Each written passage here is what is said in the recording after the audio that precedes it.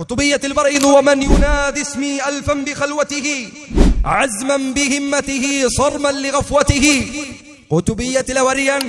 എന്താണ് ആ പറഞ്ഞ വരിയുടെ അർത്ഥം? ഞാൻ പറയുന്നില്ല, എന്റെ അർത്ഥം ഞാൻ പറയുന്നില്ല. പി മുഹീദ്ദീൻ കുട്ടി മുസ്ലിയാർ ഖുതുബിയ്യത്ത് പരിഭാഷയും വിശദീകരണവും എന്ന പുസ്തകത്തിൽ അദ്ദേഹം പറയുന്നു. അതിന്റെ അർത്ഥമായി പറയാം, ആരെങ്കിലും എന്റെ പേര് 1000 തവണ മറ്റു ചിന്തകളെ തൊട്ട് ഒഴിവാക്കി വിളിച്ചാൽ, അത് ദൃഢനിശ്ചയത്തോടെയും അശ്രദ്ധ ഒഴിവാക്കിയും വിളിച്ചാൽ അവന്റെ വിളിക്ക് ഞാൻ പെട്ടെന്ന് ഉത്തരം ചെയ്യും. ആര് പറഞ്ഞ വാക്കാൻ കേട്ട് ഞാൻ വിചാരിക്കും അള്ളാഹിനെ കുറിച്ച് പറഞ്ഞതായിരിക്കും. നാലോചിച്ച് നോക്കൂ നിങ്ങൾ, എന്താണ് പറയുന്നത്? ഒരവണ വിളിച്ചാ പോരാ, 1000 തവണ വിളിക്കണം. ആൾക്കാരുടെ ഇരുന്ന് പറഞ്ഞാ പോരാ, ഒറ്റക്കു പറയണം. അസ്മൻ ബിഹിമ്മതിഹി, അവനത് പറയുന്ന സന്ദർഭത്തിൽ അവന്റെ ഹൃദയത്തിൽ പരിപൂർണമായ സാന്നിധ്യം ഉണ്ടായിരിക്കണം. പോരാ, അവന്റെ ഹൃദയം പരിപൂർണമായ സാന്നിധ്യത്തിലായിരിക്കണം. സർമൻ ലിഗഫ്വതിഹി, അവന്റെ അശ്രദ്ധയെല്ലാം മാറ്റിവെക്കണം.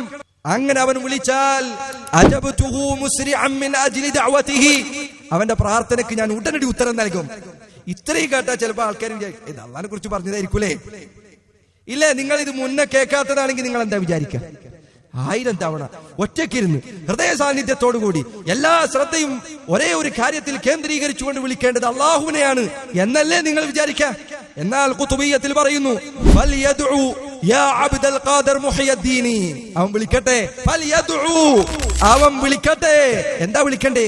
യാ അബ്ദുൽ ഖാദിർ മുഹയ്യദ്ദീൻ, അബ്ദുൽ ഖാദിർ മുഹയ്യദ്ദീൻ എന്നവൻ വിളിക്കട്ടെ 1000 തവണ. നോക്കൂ നിങ്ങൾ, അള്ളാഹുവിനെ വിളിക്കാൻ പറഞ്ഞാൽ ചിലപ്പോൾ 1 തവണ വിളിക്കാൻ പഠിപ്പിക്കാത്ത ആളുകൾ അള്ളാഹു അല്ലാത്ത സൃഷ്ടികളെ വിളിക്കാൻ പറയുന്നത് 1000 തവണയാണ്.